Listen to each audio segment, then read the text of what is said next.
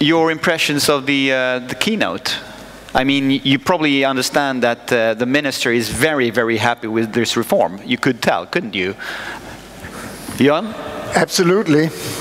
And I was saying to my neighbor, who's also Danish, oh, we could really use a system like that in Denmark, so maybe you can share with us.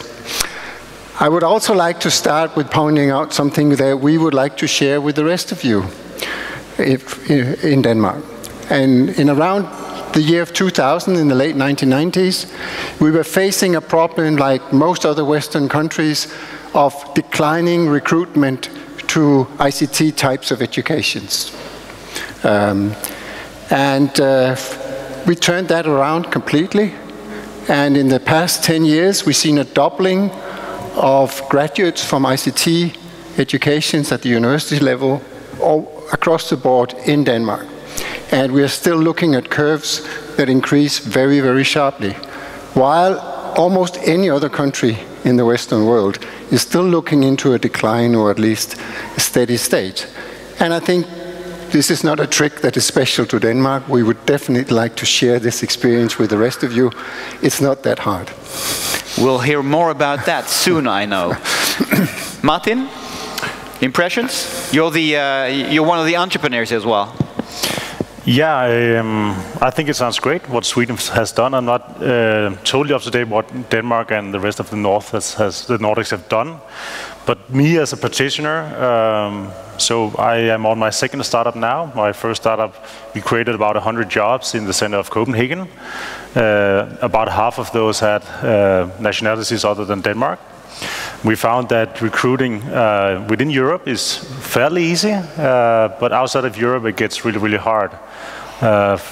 One example was we had someone coming out of India who was a rock star developer, and it took us almost 3 months to get him to Denmark, which is in our time frame is like 3 light years. Eventually he came in and was a great resource to our company.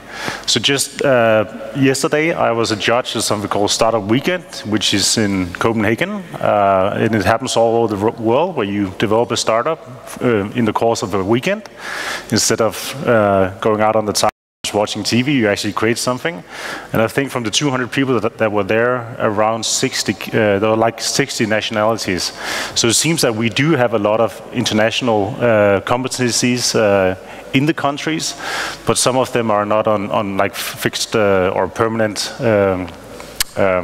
permits, work permits even. Maybe it's even tourist visas they sometimes need to deploy first.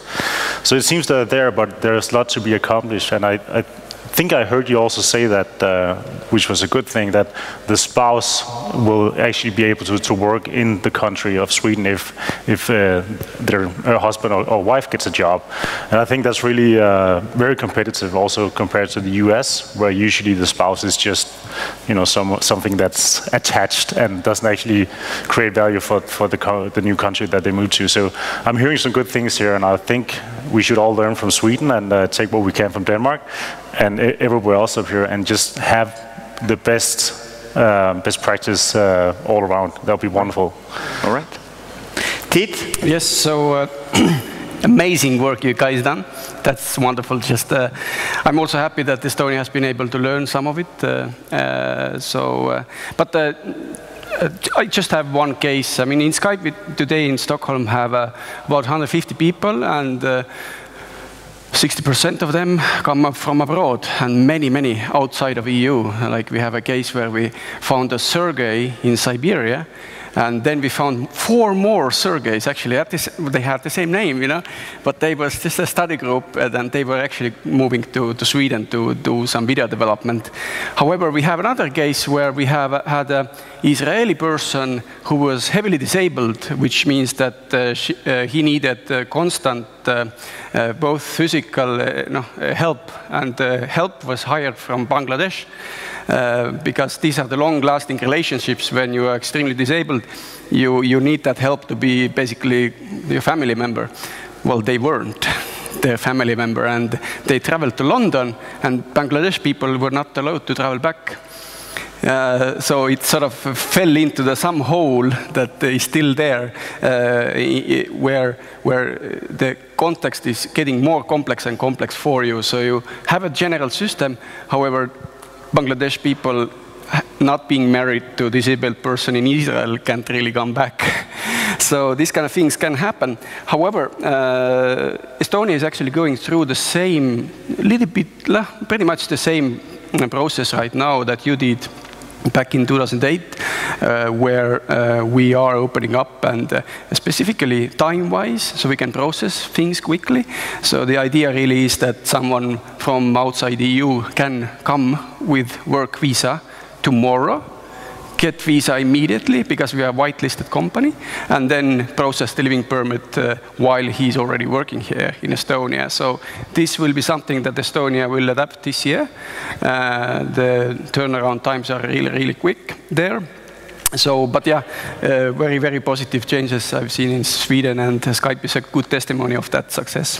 And you probably are interested in that because you said that you constantly have 20 positions open all the time in your company. Yes, so Skype hired close to 400 people globally. In Estonia, we hired 93 people last year. In Sweden, about 60. So, and majority of them outside of Sweden. Annika? That is that is so impressive, these figures that you are mentioning. But I wanted to focus on something that the minister said, which is really that the labor shortages will not be filled by people from Sweden or from Europe. And I think this is clear for Sweden, but I would assume that this would also be the case for most of the countries in the region. And then, of course, what do we need? We need to be well known in other parts of the world. We need to be attractive as employers, as regions for technology, for talent. We need to be attractive, having an attractive culture in order to attract talent from all over the world. And it's regardless whether it's students, researchers, or qualified workforce. And what we see today is that there is a challenge, not only for Sweden, but this goes for all the countries in old Western Europe, you could say, that we are actually less attractive, or becoming less and less attractive further away in Asia, in other parts of the world, because we cannot really prove that we are staying on top of it. And there are so many other countries in the respective regions that are growing rapidly and have more to offer. So we need to all the time discuss what's in it for the talent that we want to attract.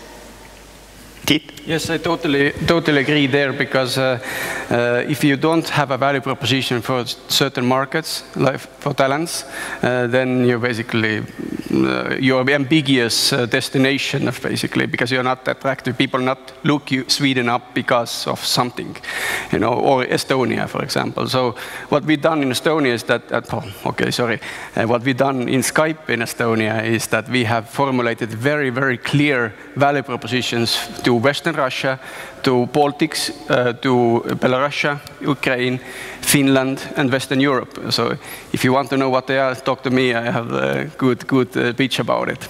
Is Minister Billström, is that one of the reasons why there hasn't been such an influx? Because people just don't know about Sweden? Is that the reason? Yeah, I think that's partly the reason, actually. I think the knowledge about Sweden around the globe is limited. And there are a lot of confusion as well when certain studies have been undertaken. It shows very clearly that Sweden is, more often than we might think ourselves in Sweden, mixed up with Switzerland. That's a good example. No, we are not the country with the cuckoo clocks and the chocolate, but a lot of people seem to misunderstand this. Yeah. And though we might laugh about it, it's actually a problem. Another thing which I would like to elaborate on is the attractivity of Sweden in comparison to the growing economies. And there we touch upon Annika's observation. What about the BRICS countries? What about Brazil, India, China, and South Africa in particular? I mean Russia as well, but those those 4 countries. I think what we have to understand is that it's not EU and the rest. It's EU and a lot of other hotspots potentially. And now when we are moving out slowly of this economic crisis, because we will do that in the fullness of time, there will be other opportunities emerging. And how do we tackle that? Well, good, sound migration management is one way of doing this. Okay, Jørgen, we have to hear about how you actually succeeded in Denmark to get people, talent, to actually choose the ICT sector in education-wise. So the one-liner is to not look at ICT as a very narrow engineering or sub-branch of mathematics. And this is the way it is treated in most universities across the world. And it only attracts a fairly narrow segment of talent. If you look at it, IT has many other interesting and challenging aspects than those. And they are needed. The graduates that are interested in that are needed. And I may add, since this number was quoted before, it also attracts women to a much larger extent than to the traditional, very narrowly focused educations. Now, this may sound very, very easy. Oh, you just have to broaden the scope. But having fought this fight for 10 years, and there's a lot of people working against it. So you actually have to pursue this attitude towards IT. But the resistance doesn't come from the companies employing the graduates, because they see a need for broader skills than just nerds that could do very technical programming. But fighting the educational systems and so on is not an easy task, but it can be done. Obviously. Martin, as an entrepreneur, what do you see are the most vital areas for you as having your own business and growing it? What are the most vital areas for you to get attraction from top talent, people wanting to work in your company especially? Yeah, it's interesting. I totally agree with what was said about attraction. If you're not attracted to something, there's no point in talking about how you get from one country to another. And obviously, once you're attracted, that process should be as easy and as attractive as possible. But I don't really see myself struggling with regulations and bureaucracy, although when we do have someone we want to hire from another country, there are some kinks that could be worked out, probably, and we should continue to improve on that. But the reality is that when you are a small company, and right now we're 15 people in Denmark with my new company Conferize, and we are another 5 in the US and UK and India, and we're pre-seed, so we're not fully funded yet. So if you can't pay market level salary for great talent, what do? And I think that's probably one of the best skills of an entrepreneur, or one of the most required skills, is that you need to play on different strengths. And if you're a talented developer, and in Denmark we have a big presence of big co like Citrix, Microsoft, Google, you can easily get a job there, and you can have nice security work-wise. But how do you compete with that as a small company like me? Because I pay sometimes half of what people can get elsewhere. What exactly do I do, right? And I think, to put it really, really shortly, I need to make it sexy. I need to make it really attractive, and I need to provide a lifestyle instead of just a job. And I think one of the biggest challenges in our society is the whole work-life balance or imbalance separation. So what we say when people join our company, it's not just a job. It's actually somewhere you can come and hang out and grow as a person. There will be no timestamps to stamp, timetables, all that stuff. You just come, you work, and you do something that's good. And it seems to be working. And also, another thing that I think is really, really crucial is the way we work with equity. That's becoming more and more important. And that's obviously a model that came from Silicon Valley, where early Facebook and Google and so on employees will have a stake in the company. And I really like that way of rewarding employees that take a risk and maybe with a slightly less salary, is able to do great work, and if it's successful and becomes $1 million or $1 trillion exit, whatever it is, they will have an upside. And I think the more, it was said before very eloquently in the former presentation, that we need more stories, we need more role models, and we need more capital to make all this happen. And those are some of the key requirements, because otherwise there's no point in talking about attracting talent, because there will be no jobs, except from the multinational big corporations. Okay. I pose the same question to you, but because I can imagine that having a brand like Skype behind you makes it a whole lot easier to actually attract talent, because the brand itself oozes, like, you know, being in the forefront and stuff like that. So I can imagine that if people want to have a job in, for instance, the Skype office in wherever it is, in San Francisco or in New York, and you say, nah, not really, but you can get a position in Estonia, they'd say, yeah, sure, no, why not? Wouldn't they? Actually, quite many people do, because you mentioned about the attractiveness of brand. That makes the selection process much harder, actually, because you really need to find that attention, the attitude there, and hire that right attitude. Skype, of course, is not a very good example, because we have been bought and sold so many times, you almost lost count, but anyway, we now arrived a safe harbor within Microsoft. I totally support your argument around the money, actually. So at the end of the day, the question is, where is the money?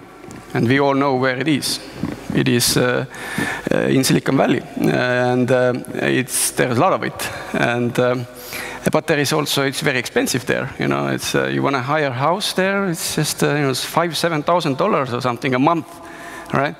And I know in Stockholm it's quite hard to find a rental space to live in. You know, it's sort of regulated pretty heavily.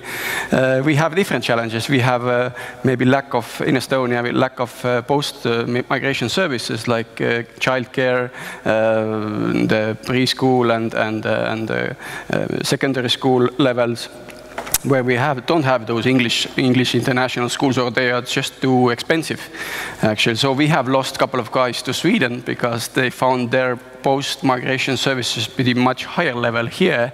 So they decided to move and start working in Swedish office, basically. Why people go to Silicon Valley is money and contacts. These are probably two most important things, and if you don't create that same attractiveness for both money-wise and contact-wise here locally, they will keep going there. However, well, we have a sort of a lucky situation where US has failed last year to change their immigration policies. What happens in US quite often is that company gets a quota and hires the quota full in first couple of months in a year. So after February, you basically cannot come in because your quota is exceeded. So we have a real opportunity to open up and be more open here, and to be very selective about people who we allow here as well. Okay, Jørgen? I would like to support the view that we have to make ourselves attractive, and it's an important task. And I would like to point out one asset of universities that's maybe not always recognized, and that is almost any university has a global network. There's not a corner of the world where I don't have colleagues that I could call or email and that respond to me. And you can take advantage of that in Denmark or in other countries, and getting access to people from any corner, any language, any background. Within 1 or 2 steps, we will have close colleagues everywhere. And this is not overutilized, so I think there's a huge opportunity here to use that asset in attracting talent to our region. Yeah, when you look at it, oh, sorry. Yeah. I'm fine. Yeah. You're fine, I thought so. Go ahead. I think that attracting students and researchers is a very important start of attracting talent for business. Because all the students that would come, especially from third countries, so to say outside of the EU, that would come to Sweden, to Denmark, to Estonia, to start their relation with the region. Many of them naturally would go back to their respective countries or actually to a third country, but they will stay in touch with the dynamic region that we think we are. They will stay in touch with their colleagues and with their network. Some of them will hopefully be able to stay if we provide them with work permits in an easy and efficient way. And this will naturally suit and support the companies in that aspect. But also the alumni that we leave, that there is a huge potential in taking care of all the people that have already been into the region. May I also add just one more thing to this, and that is I think that the talent attraction is, there are basically 3 steps. First is really to make yourself known, that is marketing. And in order to do that, you need to know what you are marketing. And as you said, you really need to have a very, very clear value proposition to different parts of the world. It could not be the same. Secondly, you need to enable. That is, when we talk about students, it's about scholarships, it's about housing, it's about facilitating for them to come, and that also goes for migration, of course, all of what have been mentioned in earlier. And it also needs to actually diminish, to take away the things that are not facilitating. That is regulation.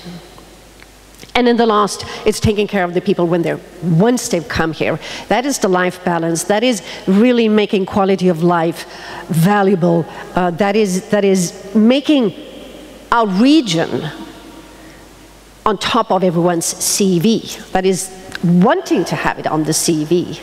And today I don't think the region is really there yet, but we do have a potential to attract young people to say, yes, I would prefer to go to Riga, to Stockholm, to Copenhagen, instead of going to maybe not to Silicon Valley, but at least to other parts of the world. That should be our goal. Tiit said that money and contacts is why people go to San Francisco and Silicon Valley. I'd say it could be the climate as well, actually. Well, especially if you've been in Stockholm the last few months. Well, new ice age has started. Exactly. Sorry, Minister Billström. No, I think you put your finger on the weak spot. That, as I said before, when you speak about the BRICS countries, you have to understand that I love Stockholm. It's a beautiful city, but we don't have neither Ipanema or Copacabana. Let's face it. And this brings me to one important observation on this question of the quest for talent and the question of mobility. We have to understand that when people move today, and I said this in my keynote before, they do not move from A to B and then remain on the B for the rest of their lives. This is the problem, and it's very deeply connected to the question of money, of lifestyle, and etc., etc. And when we think about this, we also have to think about how this affects the way we think about migration systems, labor systems, social insurance systems, etc. And now this is starting to occur for politicians like myself, that this is actually happening. But there are those who are slow on the uptake and those who are trying to be a bit faster. I hope I represent a government which is a bit faster, because we are not satisfied with the reform which I spoke about previously, the one from 2008. We are now moving to facilitate this back and forth mobility, which we call circular migration with the broad notion. And doing this is something which we put a great emphasis on. The first step is to think about the proposals made by this Committee for Circular Migration that's delivered its report in 2011.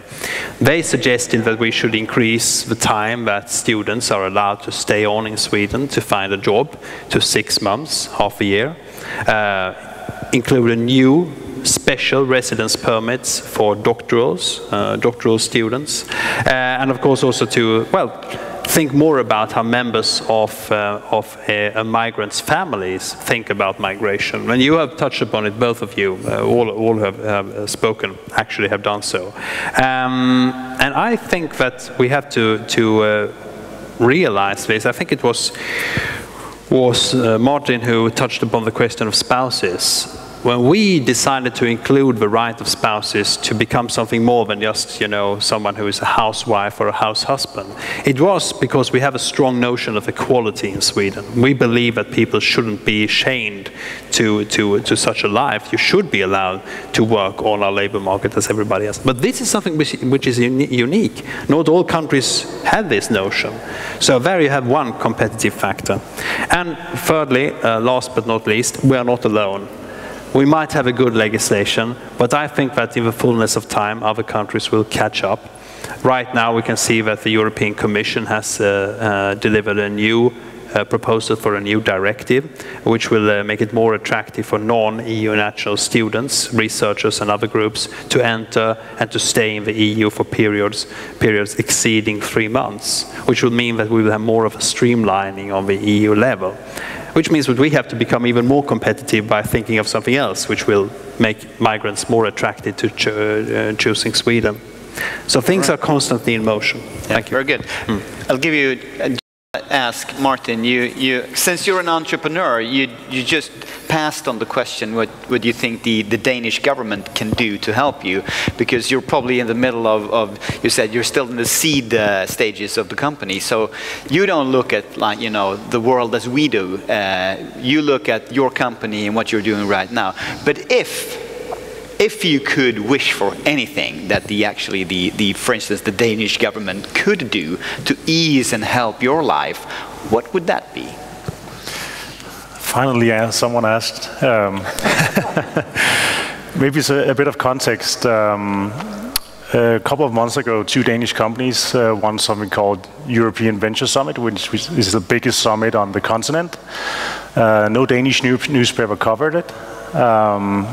Denmark has 5 out of the 10 most used programming languages in the world was developed by a Dane, and no Dane actually knows this, maybe outside of me and a couple of guys.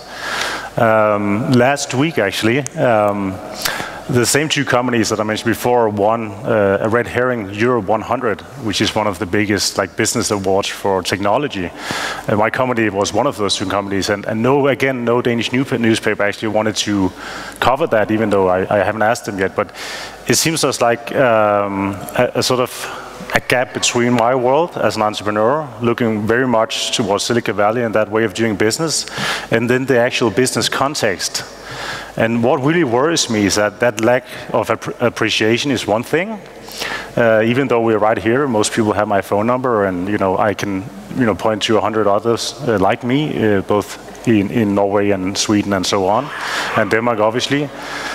So far, even with my new startup, the last year, I've had people from Texas, Scotland, Dublin, a couple of other countries that I can't remember. Actually, Singapore is one, trying to recruit my company to come to their country and actually set up business. And I think that's great. I mean, the international sort of hunt or quest for talent is and entrepreneurship and innovation is really on the rise.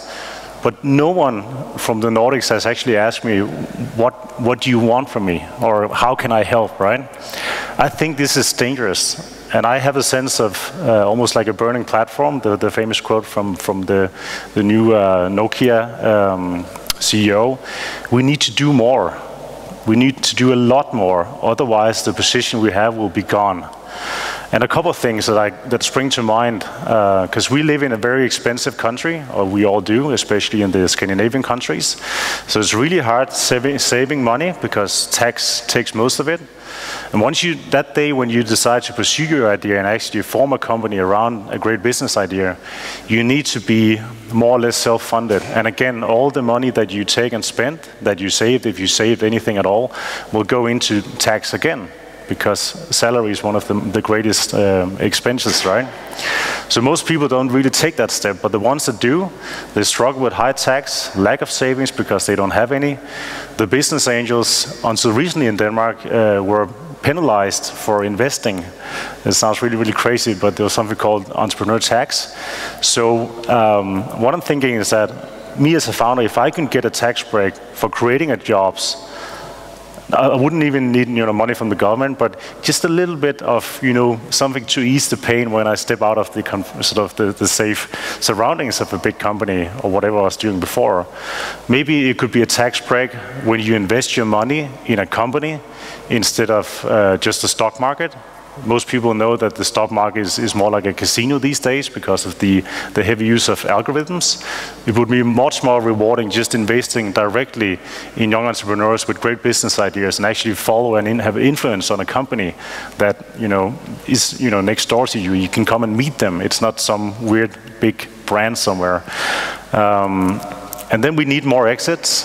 Some friends of mine started a company called Podio. Most of them didn't have real jobs before, but they were entrepreneurs. That was their job. And they exited after a couple of years for $50 million US, which is great. But one of the biggest competitors in the US exited to Microsoft, actually, for $1.2 billion. So that's 20 times as much money. And the reason why is because capital is an instrument. And if your instrument is smaller and has a lot of regulations, you can't build something as big.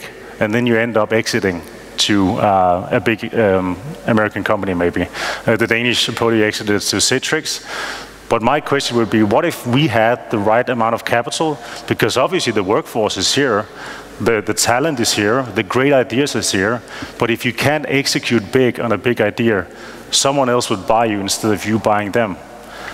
And we really need to think about, so the past 10 years in Denmark, guess how many companies went from 0 to 1,000 employees?